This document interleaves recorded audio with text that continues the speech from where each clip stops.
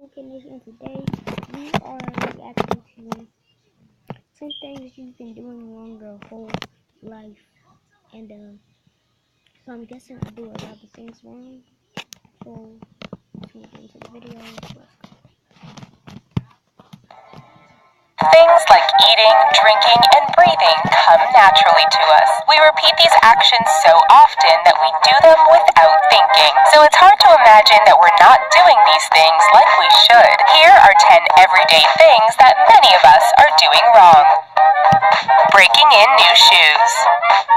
After buying new shoes, many of us will don them at home while we torture ourselves trying to break them in. This common method is not only long, but it can be incredibly painful. Instead, we should wear a thick pair of socks prior to donning our new kicks and slipping them on. Then, all that's needed is a warm hairdryer. Aiming the hot air at your new shoes, your toes and moving those feet around. Concentrating the heat on tighter spots on the shoes will help loosen them up quickly and painlessly. Keep the socks on until the shoes have cooled before trying them out.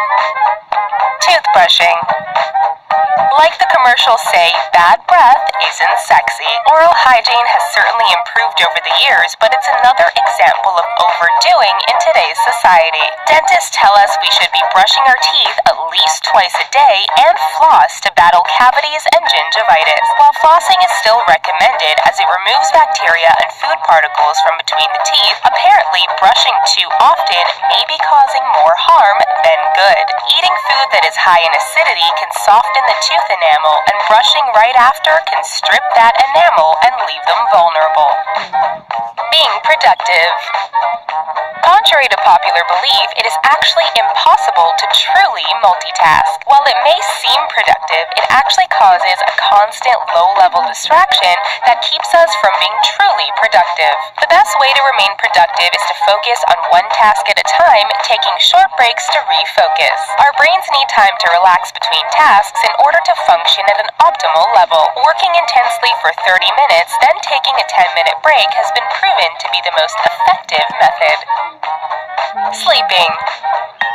Nowadays, it seems like the majority of people suffer with issues revolving around sleep. Falling asleep, staying asleep, or not feeling well rested after sleep are all pretty common problems. We're told that we need at least 8 hours of sleep per night, but the issue is that we're not meant to have it all at once. Before the creation of artificial light, people would go to bed earlier and sleep for 3 to 5 hours, wake up for a few hours, then sleep again.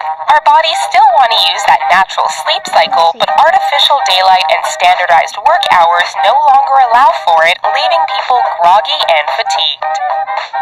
Peeling potatoes. Anyone that has spent time in a kitchen knows that one of the most time-consuming chores is peeling potatoes, especially around the holidays when cooking for many people. Many of us feel that potatoes need to be peeled before they are cooked. However, this easy method involves cutting a horizontal line around each potato before placing them in boiling water. Once the potatoes are cooked, they need to be drained, then run under cold water. Once slightly cool, the skin will just slide off. Pooping.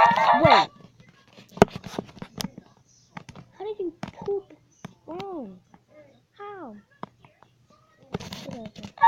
While it may be hard to believe that doing something as natural as pooping has a right and wrong way, it's true. We've enjoyed the comforts of indoor plumbing since the early 19th century when sitting toilets became more commonplace. While more convenient, these types of toilets are actually set at an inappropriate height, which can lead a person to develop hemorrhoids and intestinal disease over time. According to proctologists, sitting down to defecate actually makes pooping more difficult. The most comfortable and effective way to poop is by squatting, either using a specialty toilet or a footstool while seated on a standard Western toilet. Remember, humans once pooped while squatting in the woods, and it is how our bodies prefer to be positioned. Giving birth. When giving birth, women are instructed to lay on their backs with their legs up while doctors and nurses yell push. However, according to several studies, this is actually one of the worst positions for giving birth. The practice was adopted by doctors to give them easier access to their patients, but it has come with risks. It can be harmful to both mother and baby as the baby is fighting against gravity and it increases the risk of vaginal tearing. Studies show that allowing women to move around and find the position that feels most comfortable to them is the best method, especially if they are in a squatting position as it opens the pelvis by nearly 10%. Sitting. They're just making up a whole type of different stuff. How do you sit wrong? How do you poop wrong? We all know that sitting for long periods of time can increase the risk of heart disease, diabetes, and weight gain, but what we didn't know is that our bodies aren't really built to sit in modern, straight-back chairs. Once upon a time, only people of authority were allowed to sit in chairs with backs, hence titles like chairman, while others knelt or sat on backless stools. When standing or sitting on backless chairs, our abdominal muscles are active, supporting our spines and distributing out weight evenly. However, with straight-back chairs, those muscles relax and leave our spines to fully support everything on their own, which puts extra stress and pressure contributing to back pain. Ideally, we should be standing or sitting on backless chairs to reduce this stress. Bathing. Most rules of society tell us we should be... Okay, I'm done. How do you bathe wrong? How?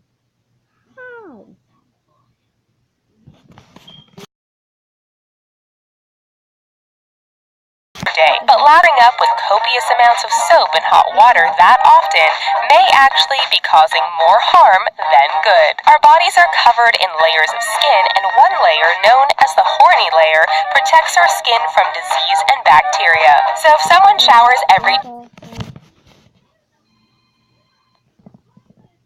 Sorry, I had a call. I'm super sorry. day, they are not allowing that protective layer of skin to repair. Bro, hate when that happens.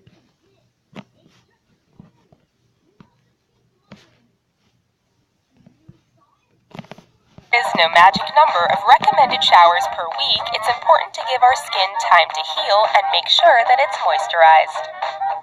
Breathing. I'm done. How do you breathe wrong? How do you bathe wrong? How do you poop wrong? Or how do you sit wrong? How could we get something like breathing wrong? Chances are, unless it's brought up, most people don't even think about the fact that they are breathing. Take a conscious breath right now.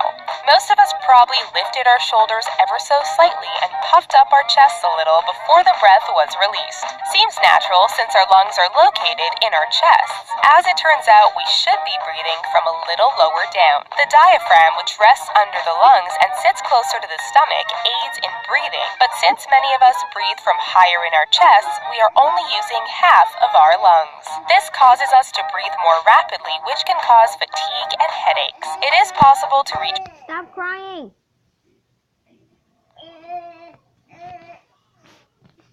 Sorry, my sister was crying. Train our brains to breathe from our abdomens. Okay. It just takes practice. How many of these are you doing wrong? Head on over. Nope. Yeah. I'm gonna show you guys on my subscriptions. And, you should subscribe to my,